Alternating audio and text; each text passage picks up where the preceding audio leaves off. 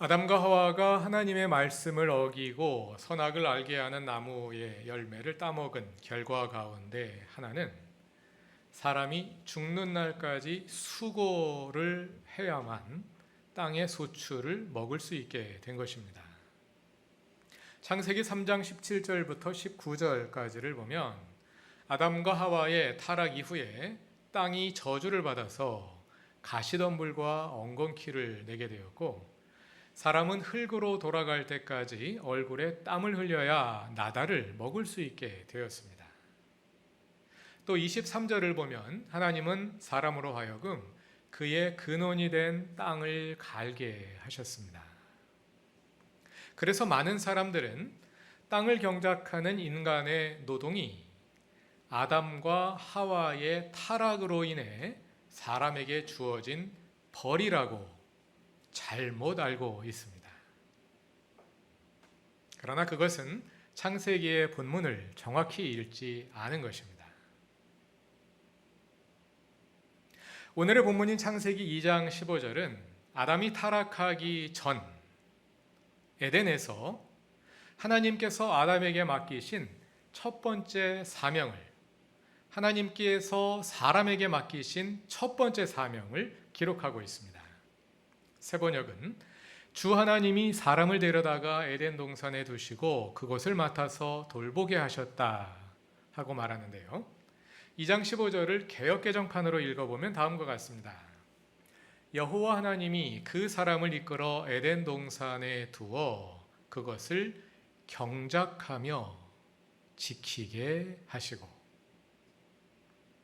하나님께서 아담을 이끌어 에덴 동산에 두시고 에덴을 경작하게 하셨습니다. 여기서 경작하다로 번역된 히브리어 단어는 아바드입니다. 2주 전 설교에서 나왔던 동사이지요. 다 같이 2장 5절을 읽어보겠습니다. 여호와 하나님이 땅에 비를 내리지 아니하셨고 땅을 가할 사람도 없었으므로 들에는 초목이 아직 없었고 밭에는 채소가 나지 아니하였으며, 하나님께서 에덴을 창조하시기 전의 상태를 서술하는 구절인데요. 땅을 갈 사람이 없었다 하죠. 여기에서 땅을 갈다로 번역된 히브리어가 아바드입니다. 땅을 경작할 사람이 없었습니다. 그래서 하나님께서 사람을 만드셨습니다. 창세기 둘째 단락의 창조 이야기를 5절의 이 장면으로부터 다시 읽어볼 수 있습니다. 땅이 있었으나 땅이 그 생명력을 발휘하지 못하고 있었습니다. 하나님의 도우심과 사람의 협력이 필요했습니다. 먼저 하나님께서 메마른 땅에 비를 내려주셔야 했습니다. 아니면 6절처럼 물로 덮인 땅에서 물을 걷어주셔야 했습니다. 다시 말해서 하나님께서 땅에 적절한 물을 공급하셔서 땅이 생명력을 발휘할 수 있도록 도와주셔야 했습니다. 그리고 그 땅을 경작할 사람이 있어야 했습니다. 그래서 창세기 2장 7절을 보시면 하나님은 가장 먼저 땅의 흙으로 사람을 지으셨습니다. 그리고 나서 동쪽에 있는 에덴에 동산을 일구셨습니다. 동산으로 번역된 가안이라는 단어는 정원으로 일반적으로 번역되는 단어입니다. 근데 우리에게는 아마 우리나라에는 정원 문화가 없기 때문에 아마 처음 성경을 번역하시는 분들이 정원이라는 번역이 이렇게 피부에 가깝게 와닿지 않기 때문에 아마 동산이라는 번역어를 선택하신 것 같아요.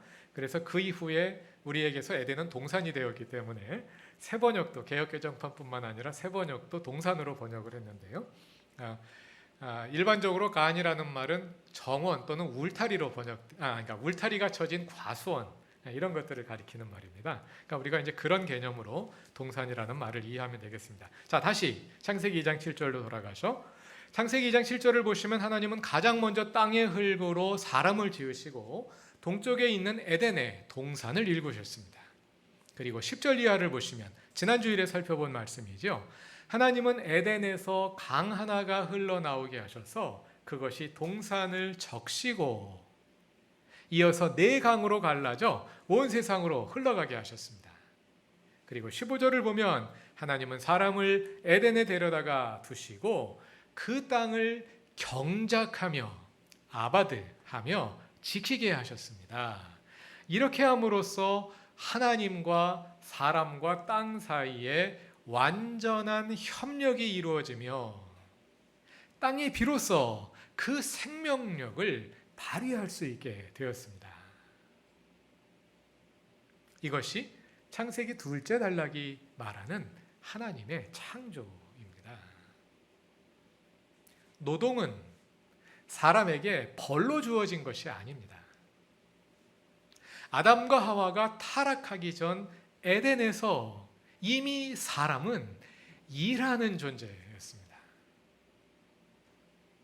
사람의 노동은 하나님의 창조 세계를 구성하는 하나의 필수 조건입니다. 하나님께서 땅의 흙으로 사람을 지으시고 사람이 땅을 경작하며 땅은 온갖 식물을 내어 사람이 먹을 것을 공급함으로써 땅의 흙으로 사람을 지으시고 사람이 땅을 경작하고 또 땅은 사람이 먹을 식물들을 냅니다. 이렇게 함으로써 하나님의 온전한 창조 세계를 이루게 하신 것입니다. 이것이 창세기 둘째 단락이 그리는 하나님의 창조입니다. 이러한 창조 섭리 속에서 사람은 처음부터 노동하는 존재로 일을 통해 그 존재를 실현하는 존재로 창조된 것입니다. 어떤 분들에게는 이 말이 잘 이해되지 않을 수 있습니다. 그것은 아마도 일이 너무 힘들고 지겹고 일에 따르는 보람이 없기 때문일 것입니다. 창세기는 그것이 바로 인간의 타락의 결과물임을 보여줍니다. 창세기 3장 17절부터 19절까지 조금 깁니다만 3장 17, 18, 19절을 다 같이 읽어보겠습니다. 남자에게는 이렇게 말씀하셨다. 내가 아내의 말을 듣고서 내가 너에게 먹지 말라고 한 그 나무의 열매를 먹었으니 이제 땅이 너 때문에 저주를 받을 것이다. 너는 죽는 날까지 수고를 하여야만 땅에서 나는 것을 먹을 수 있을 것이다. 땅은 너에게 가시덤불과 엉겅퀴를 낼 것이다. 너는 들에서 자라는 푸성기를 먹을 것이다. 너는 흙에서 나왔으니 흙으로 돌아갈 것이다. 그때까지 너는 얼굴에 땀을 흘려야 나다를 먹을 수 있을 것이다. 너는 흙이니 흙으로 돌아갈 것이다. 사람으로 인해 땅이 저주를 받았습니다. 그래서 사람은 땅에서 나는 것을 먹기 위해 죽는 날까지 땀 흘려 수고하지 않으면 안 되는 그런 처지가 되었습니다. 왜냐하면 땅은 생명력이 있어서 저절로 식물을 내는데 땅이 저주를 받고 나서는 곡식과 채소와 과실을 저절로 내는 것이 아니라 가시덤불과 엉겅퀴를 내게 되었기 때문입니다. 그리고 땅으로부터 곡식과 과일과 채소를 얻기 위해서는 사람이 힘들여 일해야 했습니다. 노동이 고역이 되었습니다. 아바드의 명사형인 에베드는 종이라는 뜻이라고 말씀드렸죠. 인간의 타락의 결과 아바드가 에베드가 되었습니다. 에덴의 노동이 종의 고역으로 바뀌어 버린 것입니다. 그러나 하나님께서 처음 아담에게 맡겨주신 노동은 그런 것이 아니었습니다. 다 같이 2장 8절과 9절을 읽어보겠습니다. 앞으로 돌아와서 2장 8절과 9절입니다. 주 하나님이 동쪽에 있는 에덴의 동산을 일구시고 지으신 사람을 거기에 두셨다. 주 하나님은 보기에 아름답고 먹기에 좋은 열매를 맺는 온갖 나무를 땅에서 자라게 하시고 동산 한가운데는 생명나무와 선과 악을 알게 하는 나무를 자라게 하셨다. 이것이 사람의 노동이 시작되기 전의 상태입니다. 아담이 에덴에서 동산을 경작하기 전에 이미 그 땅에서는 보기에 아름답고 먹기에 좋은 열매를 맺는 온갖 나무가 자라고 있었습니다. 이렇게 모든 것이 잘 자라고 있는데 거기에 무슨 사람의 경작이 필요할까요? 그것이 바로 에덴의 경작이었습니다. 에덴의 경작은 거부하는 땅을 억지로 개간하여 길들이는 일이 아니었습니다. 에덴의 경작은 하나님께서 만들어주신 천혜의 조건 하에서 땅이 생명력을 마음껏 발휘할 수 있도록 돕는 창조적 노동, 친환경적 경작이었습니다. 그것은 전혀 종의 고역이 아니었습니다. 아마 에덴의 노동은 놀이와 비슷했을 것입니다. 가을에 과수원에서 사람들을 불러서 과일 따는 놀이를 시키기도 하지 않습니까? 그래서 놀이도 하고 과일도 따고 함께 하죠. 그처럼 땅 갈기 놀이, 씨 뿌리기 놀이, 솎아주기 놀이. 아마 솎아준다는 말을 처음 듣는 분들도 있을 것 같은데요. 솎아낸다는 것은 채소나 과일이 너무 밀집해서 났을 경우에 사이사이에 있는 것들을 뽑아주어서 간격을 넓혀서 더 잘 자라게 해주는 것을 가리킵니다. 곡식 솎아주기 놀이, 채소 솎아주기 놀이, 과일 솎아주기 놀이, 그 외에도 과일 따기 놀이, 곡식 타작 놀이, 볕단 묶기 놀이, 볕단 나르기 놀이 등등 재미있는 놀이들이 많았을 것입니다. 재미있게 놀다 보면 곡식이 쑥쑥 자라고 과일이 토실토실 익어가고 곳간에 먹을 것이 쌓이는 사람과 땅이 함께 어우러지는 놀이와 같은 노동이 에덴의 노동이었을 것입니다. 어떻게 일이 놀이가 될 수 있을까요? 그것은 하나님과 사람과 땅 사이의 완전한 협력을 통해서 가능했습니다. 하나님께서 땅의 흙으로 사람을 지으시고 땅에 비를 내려 농작물이 자라기에 적절한 환경을 조성하시고 사람은 그 땅을 경작하여 땅이 생명력을 마음껏 발휘하도록 도왔습니다. 이렇게 하나님과 사람과 땅의 협력을 통해 비로소 창조가 완성되었습니다. 사람의 일은 하나님의 창조를 완성하는 중요한 요소 가운데 하나였습니다. 뿐만 아니라 일은 사람의 존재를 실현하는 중요한 매개였습니다. 그렇게 일이 창조를 완성할 때, 그리고 일이 사람의 존재를 실현할 때 일은 고역이 아니라 창조적인 놀이가 됩니다. 그러나 안타깝게도 오늘날 일은 돈벌이의 수단으로 전락해버렸습니다. 하나님과 땅과 사람 사이에 이루어지던 협력도 찾아보기 어렵게 되었고, 이 일을 통한 사람의 자아 실현도 교과서에는 나오지만 현실에서는 찾아보기 어려운 아득한 이상향으로 멀어지고 말았습니다. 그저 돈이 모든 것의 목적이 되었고, 이 일은 단지 돈벌이의 목적에 다가가는 수단 가운데 하나에 불과한 것이 되고 말았습니다. 그래서 아마도 일을 하지 않고 돈을 벌 수 있다면 많은 사람들은 그 길을 선택할 것입니다. 그러나 오늘의 본문은 가르쳐 줍니다. 사람에게 일이란 그런 것이 아니라고 말이죠. 기술 문명이 발달하면서 사람의 일이 줄어들고 있습니다. 그리고 얼마 지나지 않아 사람은 AI에게 모든 일을 빼앗길 것이라는 위기감이 증폭되고 기본소득에 대한 논의가 활발해지고 있습니다. 만일 사람이 모든 일을 AI에게 빼앗긴다면 사람들은 어디에서 존재의 의의를 찾을 수 있을까요? 저는 이것을 단순히 일이 있느냐 없느냐의 단순 이분법으로 접근할 문제는 아니라고 생각합니다. 일과 직업을 돈벌이와 동일시할 때는 그러한 이분법에 빠지기 쉽습니다. 돈벌이로서의 일자리는 갈수록 줄어들 것이고 결국은 AI가 많은 것을 가져갈 것입니다. 그러나 일과 노동을 보수와 관련 짓지 않고 우리의 존재를 실현하는 수단으로 생각한다면 일에 대한 재정의가 가능하리라 생각합니다. 과거에는 농사를 짓고 집을 짓는 것만이 일이었습니다. 그러나 인류 역사가 발전해 오면서 일의 종류가 다양해졌습니다. 그래서 과거에는 일로 여겨지지 않던 것들이 지금은 일로 여겨지고 있습니다. 그러한 사고의 변화가 필요할 것이라고 생각합니다. 우리 사회에 취업난이 가중되고 있습니다. 취업난이 뭘까요?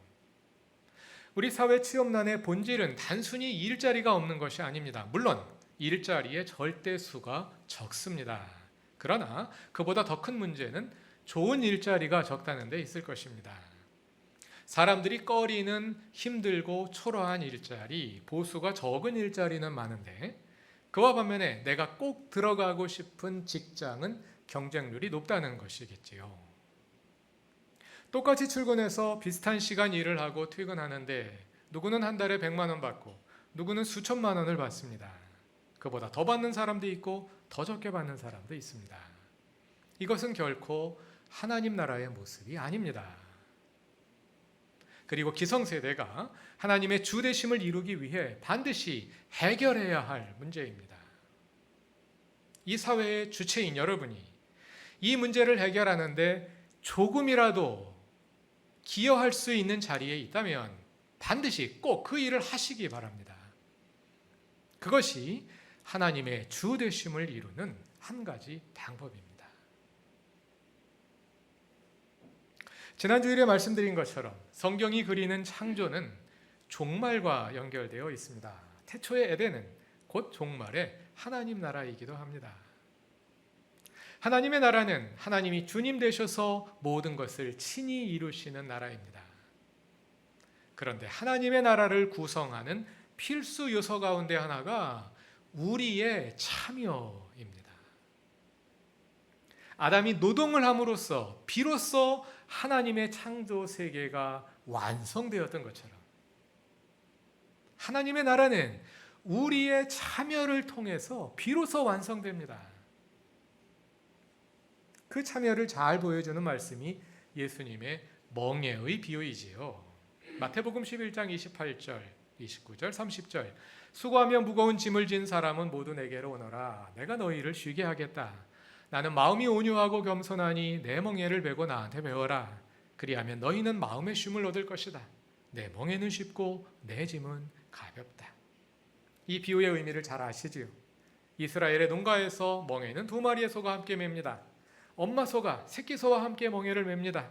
그러면 실제 일은 엄마 소가 다 하고 송아지는 엄마를 그냥 따라가면서 신육만 하면서 일을 배웁니다. 아마 에덴의 노동이 그런 것이었을 것입니다.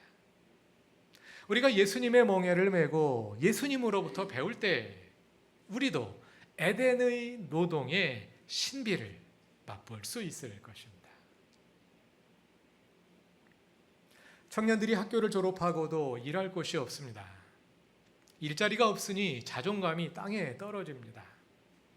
코비드 감염 사태로 인해 문제가 더 심각해졌습니다. 이 문제를 해결하기 위해 교회가 함께 나서야 합니다. 왜냐하면 이것은 창세기가 보여주듯이 신앙의 문제이기 때문입니다. 청년들에게도 부탁하고 싶습니다. 풀타임 일자리를 구하지 못해 파트타임으로 일하더라도 그 일을 예수님께 맡기고 예수님과 함께 지고 갈 수 있으면 좋겠습니다. 비록 기대에 미치지는 못할지라도 일할 수 있음에 감사할 수 있으면 좋겠습니다. 수입이 많고 폼나는 자리에서 일하면 그 사람의 존재가 높게 실현되고 볼품없는 자리에서 일하면 그 사람의 존재가 미약해지는 것이 아닙니다.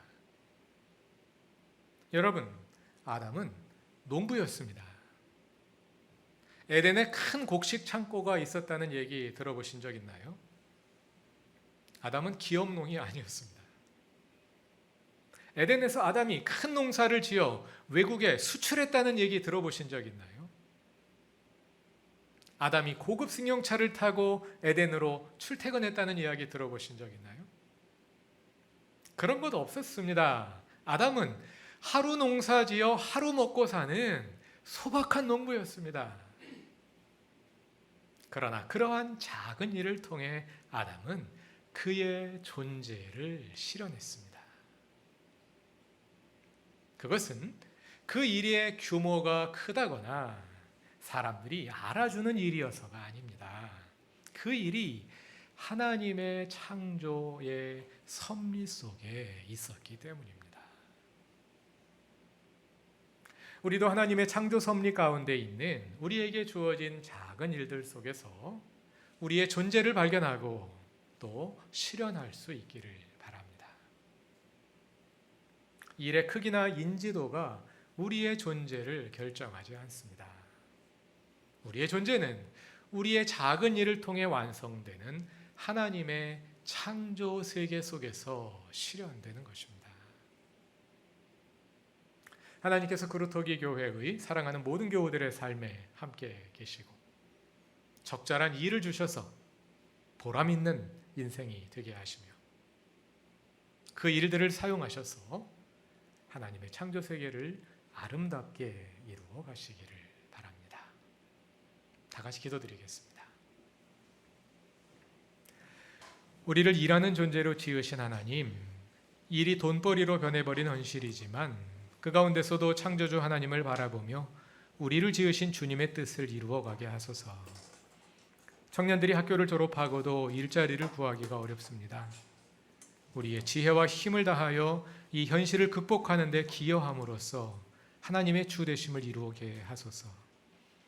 보기에 작은 일이든 큰 일이든 보수가 많은 일이든 적은 일이든 그 일을 통해 나를 지으신 하나님의 창조의 섭리를 이루어가며 그 가운데서 나의 존재를 실현해가는 주의 자녀들이 되게 하소서. 예수님의 이름으로 기도드립니다.